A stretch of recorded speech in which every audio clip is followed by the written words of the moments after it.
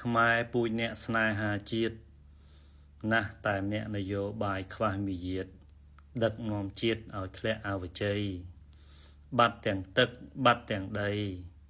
ហើយចោតបំភ្លៃប្រឡាយតែពូជសាសឯងខ្មែរពូជអ្នកចិត្តទូលាយងាយនឹងអភ័យទោសម្ដេចអ្នកនយោបាយមិនកែកំហុសងាកមកកែតម្រង់ស្រុកទេឲ្យរឹងមាំឡើងវិញ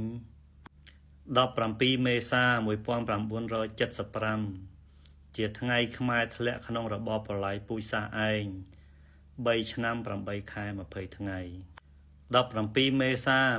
2024 សង្ឃឹមថាខ្មែរនឹងឈប់ឆ្លោះគ្នាឈប់រើសអើងពូជសាសឯងតទៅទៀតនឹងចេះស្រឡាញ់រួបរวมគ្នាឡើងវិញ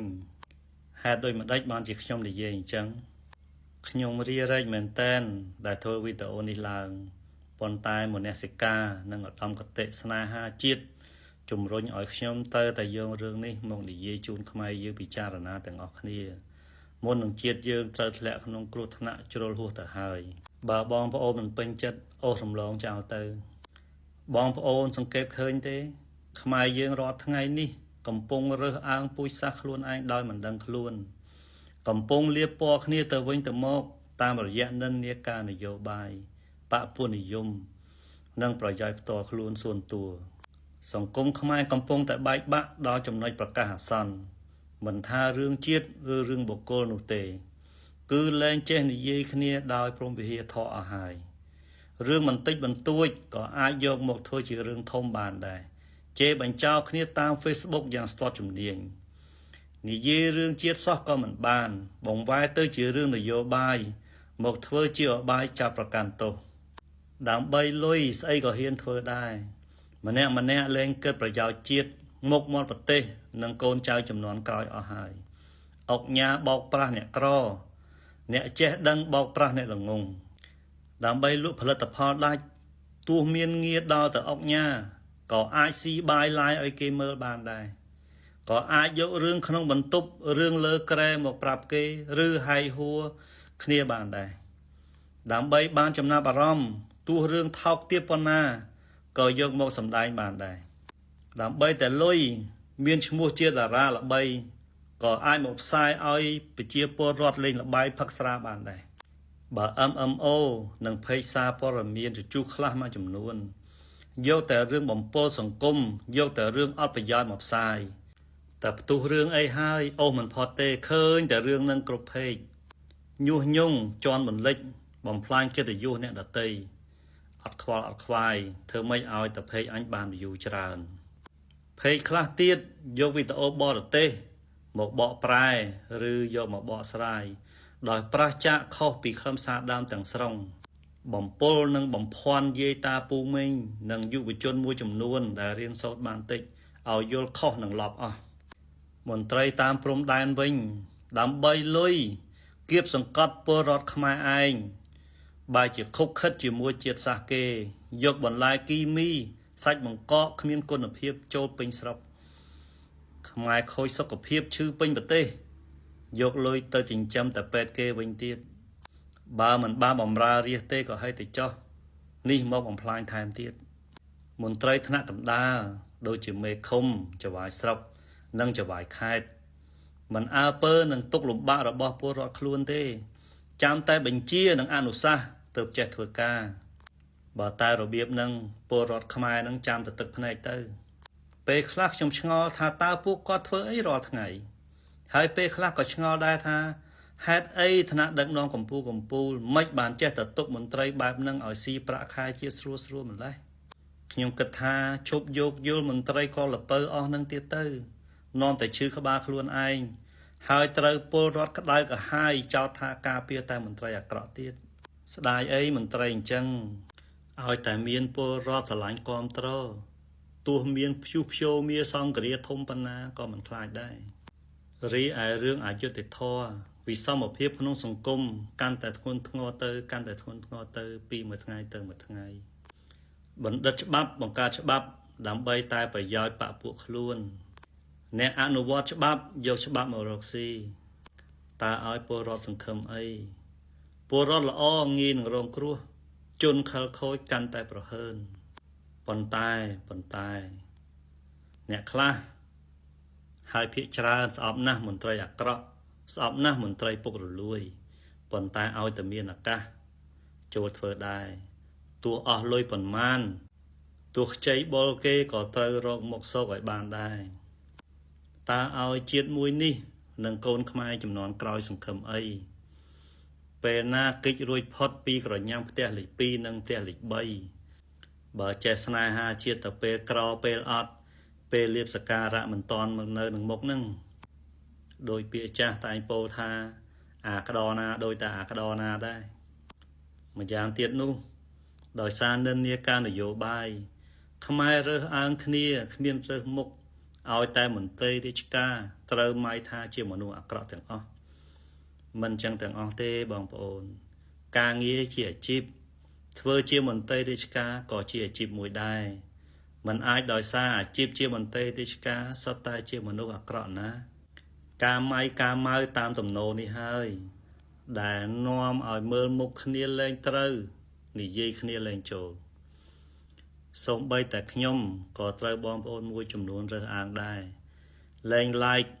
និងលែង share អស់ហើយតាំងពីពេលដែលខ្ញុំបង្ហោះវីដេអូអរគុណបងឯកឧត្តមជាច័ន្ទបរិបូរណ៍ដែលគាត់គាំទ្ររសជាតិនិងបេសកកម្មរបស់ផ្ទះឆ្ងាញ់កោតដុតមកដោយសារគាត់ជាមន្ត្រីបក CPP ហេតុអីយើងត្រូវបែងចែកបកពួកទោះគាត់ជាមន្ត្រីបក CPP ប៉ុន្តែគាត់ជាខ្មែរម្នាក់តាគាត់គាំទ្របេសកកម្មខ្ញុំដើម្បីចែកមុខរបរគ្នារស់ជួយបើកទីផ្សារគោខ្មែរឲ្យកសិករខ្មែរបើមិនទាន់បានថ្លៃខ្ពស់ក៏បានលក់ចេញស្រួលជាងមុនដែរកុំឲ្យឈ្មួញមួយចំនួនជាន់តម្លៃគាត់ពេកខ្ញុំបង្ហោះគាត់ព្រោះមានការអនុញ្ញាតពីគាត់ខ្ញុំមិនដែលហ៊ានថតវីដេអូជាប់មុខភ្ញៀវចំទេមិនថាពេលលក់ដូរនៅតូបឬពេលដុតគោកម្មវិធីជូនគាត់ឡើយព្រោះខ្ញុំគោរពសិទ្ធិឯកជនរបស់គាត់មិនថាគាត់មុខមាត់ធំឬមុខមាត់តូចទេខ្ញុំគោរពទាំងអស់ខ្ញុំគោរពណាស់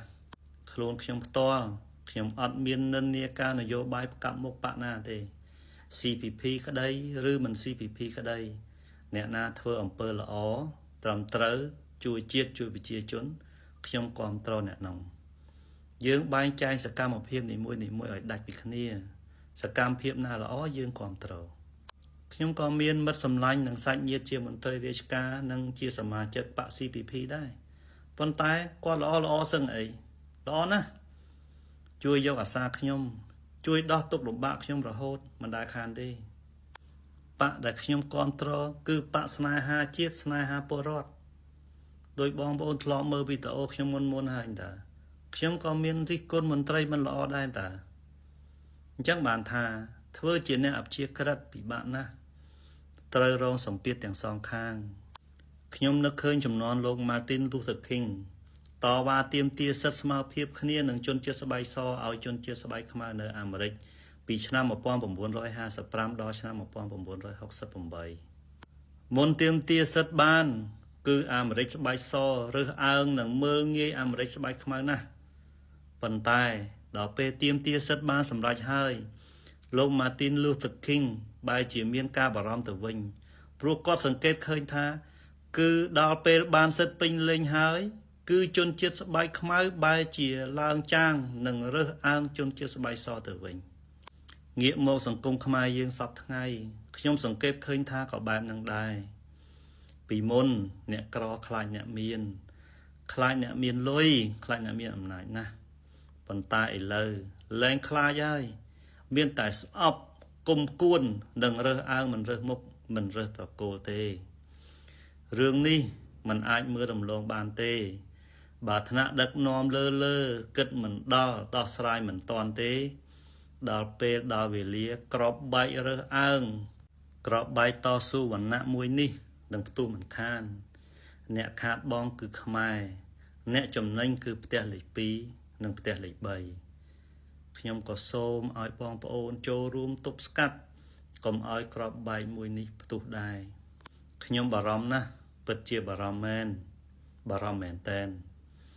ត្រឹមជាចុងភៅកោដដុតម្នាក់រៀនសូត្របានតិចតួចមិនចេះដឹងអីជ្រៅជ្រះទេ ព្រោះតែស្រឡាញ់ជាតិស្នេហាពលរដ្ឋខ្ញុំក៏ចេះតែបញ្ចេញមតិខ្លះៗទៅខុសឆ្គងអីសូមបងប្អូនអភ័យទោសផងហើយសូមកុំជេរខ្ញុំគ្រាន់តែចង់ដាស់តឿនព្រោះខ្ញុំចង់ឃើញខ្មែរចេះសាមគ្គីនិងស្រឡាញ់គ្នាឡើងវិញទម្លាក់ការរើសអើងចុះឈប់លៀបពណ៌គ្នាឈប់ធ្វើបាបគ្នាងាកមកញញឹមដាក់គ្នាដោយពេលចូលឆ្នាំខ្មែរនេះអញ្ចឹងគ្មានប្រកាន់ពូជសាសន៍គ្មានប្រកាន់មុខរបរគ្មានប្រកាន់បកនយោបាយណាទាំងអស់សូមផ្ដល់ភាពត្រជាក់ត្រជុំឲ្យគ្នាដោយលេងចេះទឹកដាក់គ្នាអញ្ចឹងសូមផ្ដល់តម្លៃសេចក្តីថ្លៃថ្នូរនិងក្តីស្រឡាញ់ឲ្យគ្នាដោយលេងប៉ាតម្សៅគ្នាអញ្ចឹងដែរអាជ្ញាធរនិងថ្នាក់ដឹកនាំជាតិងាកមកប្រឹងប្រែងរៀបចំឲ្យពលរដ្ឋបានសុខសប្បាយរកទទួលទានបានសមប្រកបណាស់និងទទួលបានការគោរពស្រឡាញ់ពីពលរដ្ឋវិញមិនខានវីដេអូក្រោយខ្ញុំនឹងនិយាយពីជាតិនិយមជ្រុលម្ដងហើយពលរដ្ឋខ្មែរគួរនឹងទៅធ្វើអ្វីខ្លះលើរឿងនេះដោយក្តីគោរពស្រឡាញ់ស្មោះស្ម័គ្រអស់ពីដួងចិត្តខ្ញុំបាទផ្ទះឆ្ងាញ់កោដុតសូមអរគុណសូមគោរពជម្រាបលា